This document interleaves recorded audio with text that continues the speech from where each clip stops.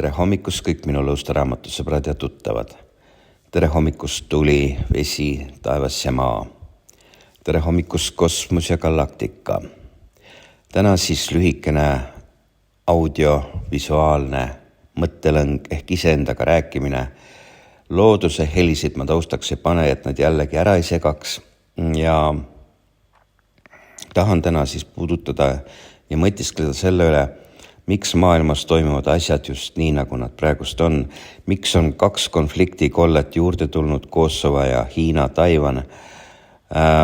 Alustaks võib-olla sellest, mis juhtus siis USAs New Yorgis mingi nädalake tagasi, et kuidas see loogiline järjekord kõik töötab planeerijatel.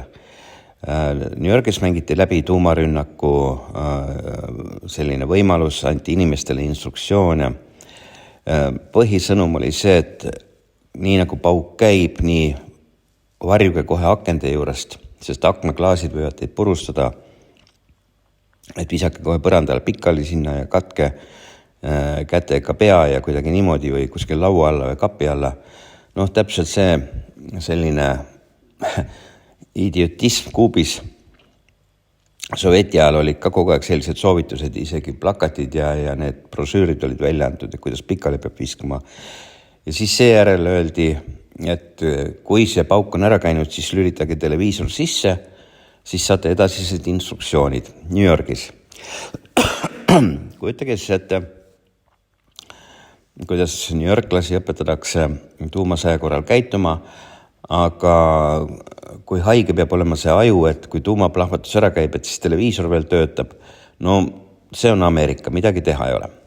Mis siis edasi juhtus? Edasi juhtus see, et hakati vaikselt planeerima selle 82-aastase naispatsiendi visiiti Taiwanile ja keriti üles siis nii-öelda sõjaõhutust. Väidetavalt läänekaldal lülitati välja kõik kaamerad strateegilisest kohtadest ja meeletu helikopterite ja mingite lendavate selliste sõjatehnika, võib-olla isegi lennukid või mis seal siis olid, läksid kõik Vaikse ookeani peale ja kadusid kuhugile. Mis tähendab seda, et just siin paar päeva tagasi tuli siis uudis, et kõik on koondunud Taiwani ümber ja on valmis põhimõtteliselt Hiinaga sõtta minema. Seal on 2 suurt lennukikandjat ja midagi veel.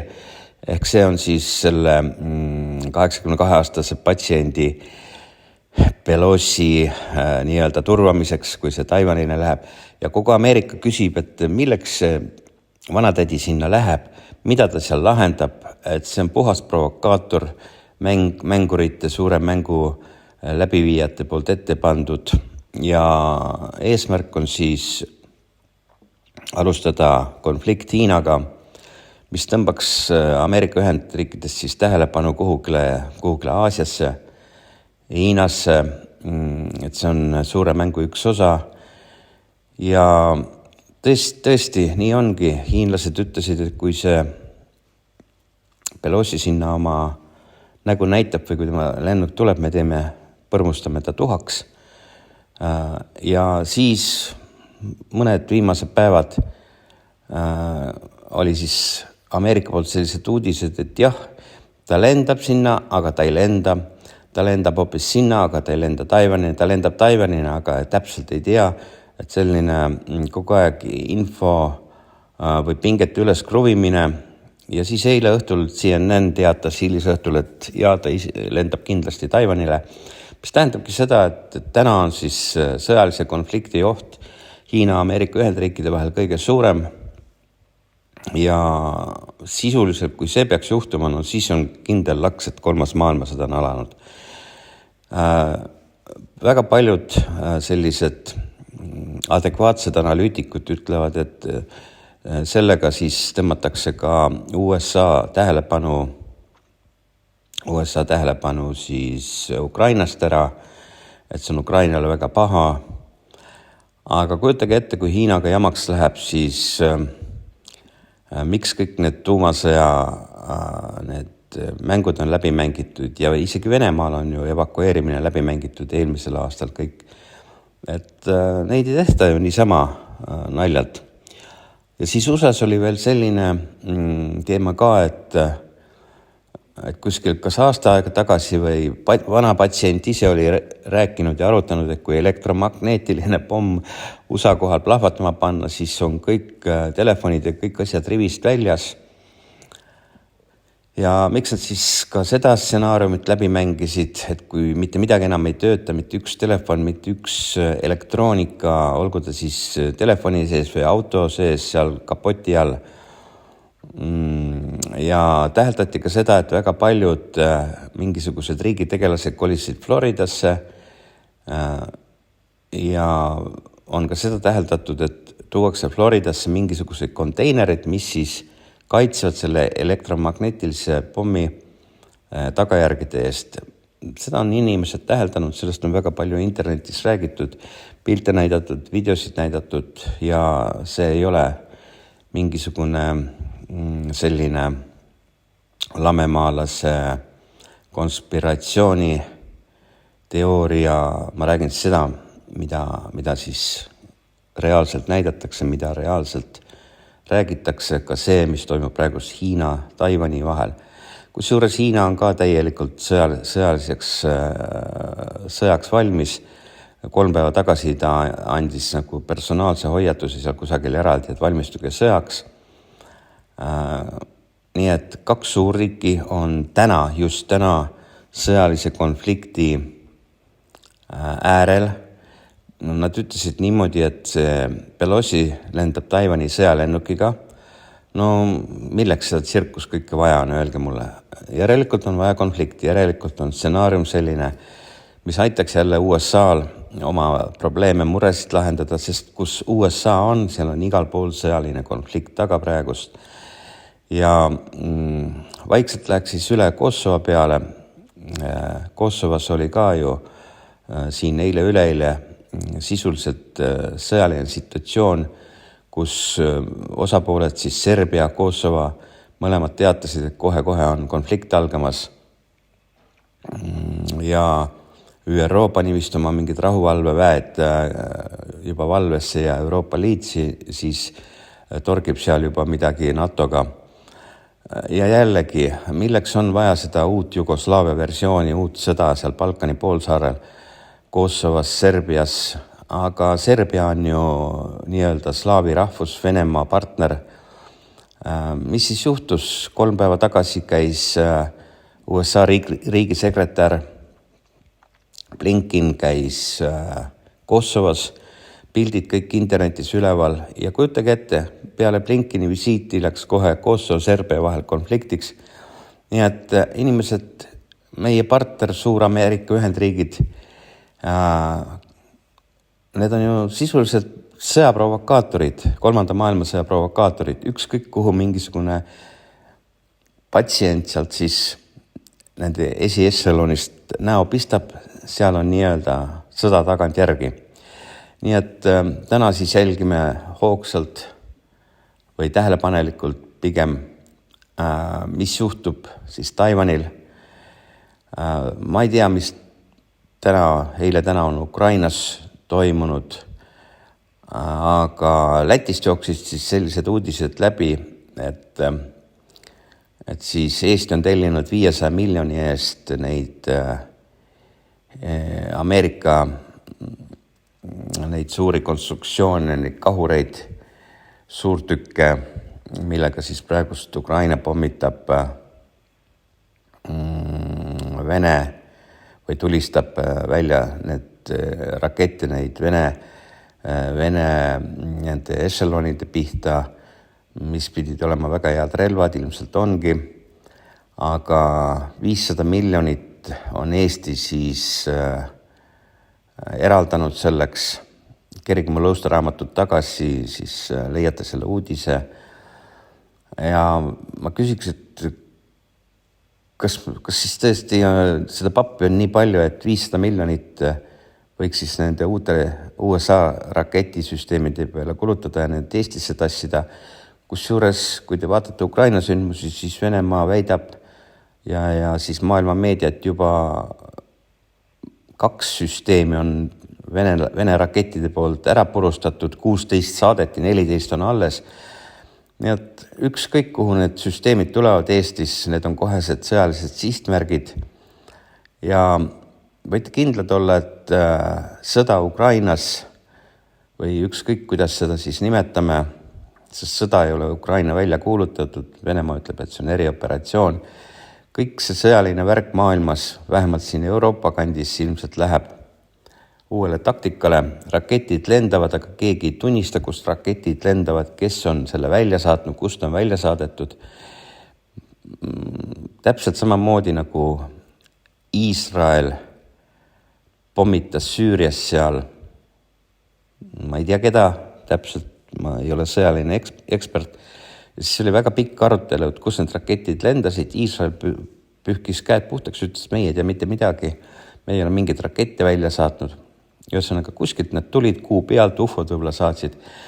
Ja võite kindlalt olla selles, et kui Eesti võidurelvastub, toob need raketid sisse, siis Eesti sõja saab. Tasakesi, step by step, 1 raketikene päevas on täitsa piisav. Täpselt nii, nagu toimub siis Iisraeli ja siis selle nende kõrvalriikide vahel. Sisuliselt tulistamine, rakettide väljasaatmine on igapäevane, keegi ei tea, kus nad tulevad. Eesti esileedi, sõjaleedi siis ütleb ka, et meil on vaja selliseid kaitsesüsteeme nagu Iisraelil. Ühesõnaga, kõik valmistuvad selleks, et raketid hakkavad lendama. Ja vaadates seda suurt pilti, mis maailmas toimub, Kosovo, Hiina, kusjuures nüüd on ju veel üks konflikt tekkinud Iisraeli, Iraani ja Venemaa vahel. Türgi mängib seal mingisugust tähtsat mängu. Nii et sisuliselt terve maailm on aetud nagu sõjajalule ja kes see siis põhiautor on Ameerika Ühendriigid, täpselt nii nagu nad enne Ukraina pommitamist siis olid väga aktiivsed õhutamaks siis seda kõike. Inglismaast ei ole praegust kuulda midagi, see ilmselt vaatab praegust kõrvalt vähekesed, mis siis Hiinas juhtuma hakkab Taiwani seal saare ümber. Aga asi on tõsine, asi on sedavõrd tõsine, et see sõjaline konflikt, mis siis oli uue maailmakorra loojate käsikirjas sees, et tekitage sõjaolukord, et see nagu tulebki nii välja, et see ei kehti ainult seal mingisuguse Euroopa geograafilisele asendile, konkreetselt siis Ukraina puhul või siis tulevikus, kus iganes see võib laieneda Poolasse, Baltikumi, vaid ongi vaja kogu maailmasse tekitada, sest maailm on ju üks, kaubandus on üks, poliitika on nendel globalistidel üks, pole vahet, kas on Ameerika patsient, pole vahet, kas see on siis Putin, Hiina president, sest kui te vaatate uue maailmakorra loomist, eile ma jälle avaldasin mingisugused dokumendid, siis ÜRO nii-öelda põhikonsultant on Hiina rahvapartei, kes töötab siis käsikäes onu Schwabiga, kes on siis meie Eesti Vabariigi presidendi suur sõber ilmselt juba, sest Schwab käis ka seal majandusfoorumil esineva, või see Karis käis ka seal majandusfoorumil esinemas, kes ei tea seda veel. Schwab on siis selle täieliku restardi nii-öelda autor, mis siis praegust maailmas toimuma hakkab, ehk siis suur lähtestamine ja kõik meie need poliitikud on juba aegsasti välja kasvatatud näitlejad, täpselt nii nagu Ukrainas on president näitleja, reaalselt kohe näitleja ja nad täidavad ainult selle uue maailmakorra loomise agendat, käske, mille hinnaga makstakse need 500 miljonit Eestist välja rakettide peale, ilmselt elektri, gaasi ja siis bensiiniarvete tõusu taustal, sest ma ei näe, et Eestil oleks mingisugune praegu mingi meeletu raha sissetuleku allikas. Eesti elab praegust absoluutselt kõik mingite Brüsseli toetuste peale, et seda globalistide agendat ellu viia. Nii et me oleme tõmmatud sellesse suurde mängu. Inimesed ärgake koomast ja kui te ei ärka, siis see sõda, mis võib jõuda meieni iga hetk, saab olema teile väga raske. Aga kui te kas või vähekesegi ärkate, siis te teete ettevalmistusi selleks, mis tulemas on. Täna ma võin 100% kindlusega öelda, et see kõik tuleb. Täpselt nii, nagu ma eelmisel aastal suvel rääkisin, et Ukraina sõda tuleb. Sest uskuge, mul on globaalne haarevaade kordades tugevam kui klassikalisel eestlasel, tavakodanikul. Ja ma millegipärast oskan analüüsida, oskan nagu panna puslet kokku, miks midagi maailmas tehakse, mis on selle eesmärk, kui keegi kusagil midagi ütleb, kui keegi kusagile lendab, midagi teeb, midagi räägib, kui keegi avaldab kusagil solgimeedias mingisugused artikled, et mul on see nagu, kuidas ma ütlen, vähekese rohkem välja arenenud kui tavainimesel. Ja ma tavaliselt selliste asjade puhul ei eksi ja tavaliselt ma räägin ka neid mõtteid iseendaga ainult sel juhul, kui ma olen selles asjas veendunud, kui ma olen sedavõrd palju infot kokku saanud, korjanud siit-sealt igalt poolt, sest mul on kombeks analüüsida, mul on kombeks süvitsi analüüsida ja ühelt poolt, teiselt poolt mitte kuulata, lugeda ainult seda, mida teile seal siis kusagil Aktuaalses Kaameras räägitakse või Delfis kirjutatakse või. Ja praegust on nagu ilmingud jälle sellised, et see venevastane propaganda, mis praegust toimub ja kõik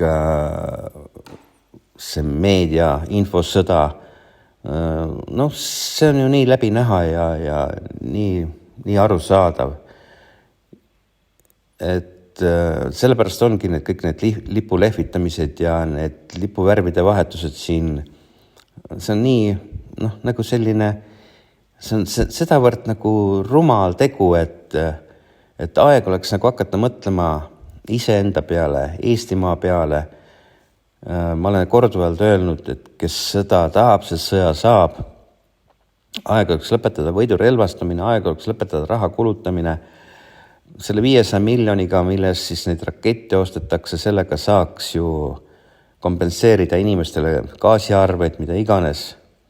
Aga see on ju vaja kinni maksta kellegi poolt, sest see on nagu läbi ajaloo või üleüldse nagu sõjalist strateegilise vaatenurga alt surmkindel, et ükskõik, kus need raketisüsteemid siis Eestis paiknema hakkavad või ükskõik, kus need strateegilised väed ja kõik paiknema hakkavad, sinna hakkavadki raketid lendama.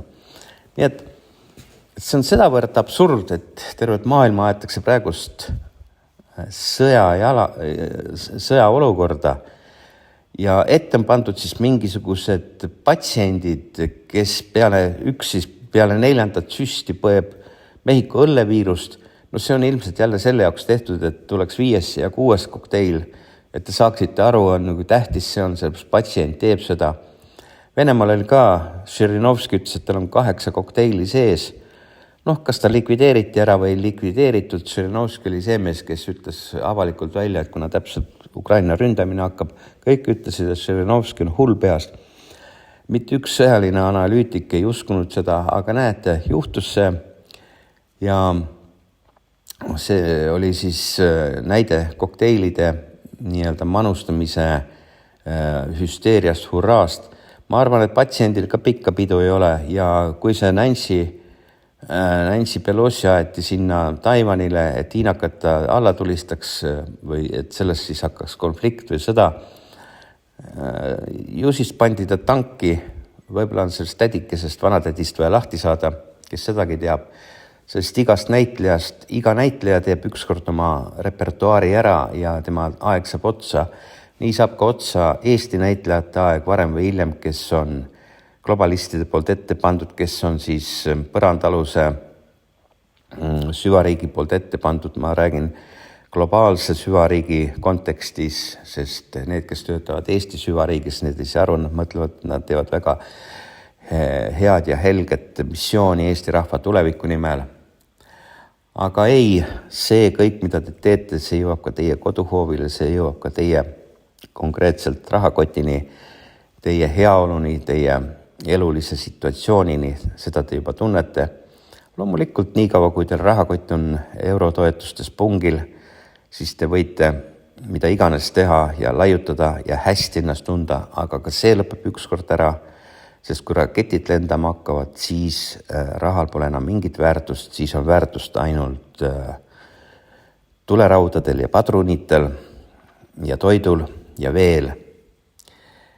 Nii et see oli siis minu tänahommikune mõtisklus iseendaga. Minu tänahommikune audiovisuaalne ülekanne ja mul on täna varuks veel üks huvitav